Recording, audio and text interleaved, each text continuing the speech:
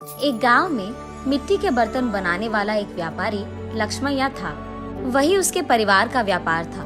मिट्टी से खाने के बर्तन, भगवान के लिए दिया, मटके, पानी पीने वाले बर्तन, पशुओं के लिए बर्तन, अलग प्रकार के भगवान के मूर्ति, खिलौने बनाते हुए वो जी रहा था।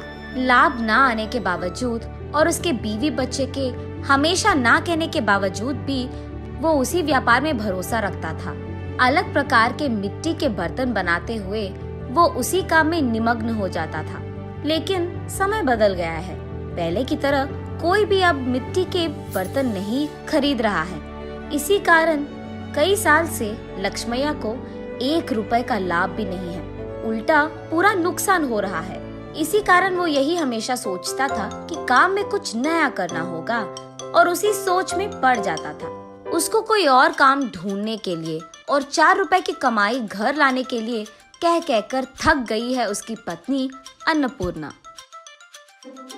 और उसके बच्चे, आज के दिन में कौन खरीदेगा पापा ये आपके मिट्टी के बर्तन? आप वो काम छोड़कर हमारे साथ शहर आ जाइएगा, वहाँ आपके लिए अच्छा काम हम ढूंढ कर रहेंगे।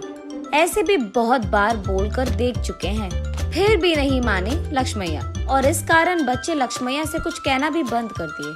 एक दिन लक्ष्मैया धूप में काम कर कर के थक कर वही मौजूद मिट्टी के मटके में से पानी लेकर पी रहे होते हैं। हाँ, इस गर्मी के मौसम में ठंडे पानी के लिए मिट्टी के मटके रखते थे। अब न जाने क्या हो गया लोगों को, मिट्टी के मटकों को छोड़कर मिट्टी को खराब करने वाले फ्रिज और एसी से काम चला रहे हैं। और मुझे समझ में नहीं आता कि उनको मिट्टी के बर्तन से काम चलाने में क्या ही प्रॉब्लम है। ऐसे सोच में पड़ जाता है और अचानक उसे एक योजना सूझती है। तुरंत उसके बीवी के पास जाकर ऐसे कहता है, सुनो, मुझे एक अच्छा योजना सूझा है। क्या है वो? अगर हम मिट्टी से फ्रिज तैयार करें तो कैसे रहेगा? लगता है मिट्टी में काम कर करके आपका दिमाग भी मिट्टी का बन गया। अरे, ऐसे क्यों कह रही है?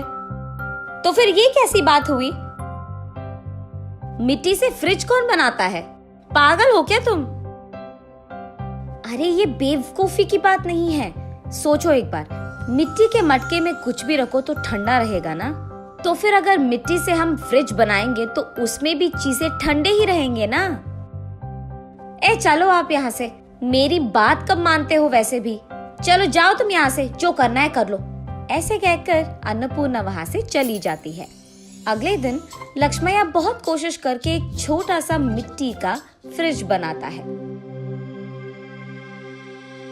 ऐसे ही कुछ फ्रिज तैयार करके उस गांव के बाजार में लेकर जाता है। वहाँ वो एक भीड़ को इकट्ठा करके, ये मिट्टी से बना हुआ गरीबों का फ्रिज है, इसमें पानी डालने से ये खूब चलता है। इसके अंदर रखे सारी चीजों को ठंडा रखता है। ये 2 परतों में रहता है और बीच में एक खाली जगह रहता है। उसी जगह को हमें पानी से भरना होगा। इसी कारण बाहर का तापमान न अंदर आएगा और अंदर का तापमान कम नहीं होगा। ऐसे वो उसके हाथों से बनाए हुआ मिट्टी का फ्रिज कैसे चलता है ये भीड़ को समझाता है। और क्योंकि उस भीड़ में से कुछ लोगों को ये बहुत अच्छा लगता है, वो लक्ष्मैया के पास फ्रिज को खरीद कर वहाँ से चले जाते हैं। बाकी फ्रिज को लेकर लक्ष्मैया घर पहुँचता है। उस दिन के कमाए हुए पैसों को उसके बीवी के हाथ में रखता है लक्ष्मैया।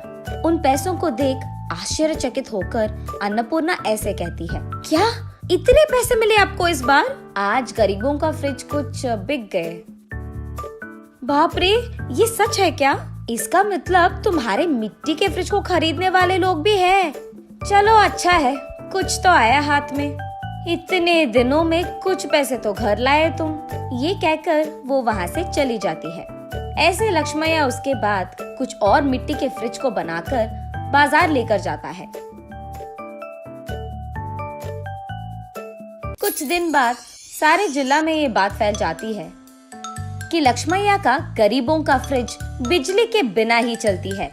इस कारण लोग सारे लक्ष्मैया के घर सीधा पहुंचकर गरीबों के मिट्टी का फ्रिज खरीदकर वहां से चले जाते थे। इसी कारण एक ही झटके में लक्ष्मैया का व्यापार बहुत बढ़ जाता है, लाभ भी मिलते हैं और काम करने के लिए लक्ष्मैया उसके नीचे कुछ लोगों को नौकरी भी देता है। ये सब देख अन्नपूर्णा अपनी आंखों का भरोसा ही नहीं कर पा रही थी। शहर में कुछ तो भी काम करवा देंगे आपसे, कहने वाले उसके बच्चे भी आज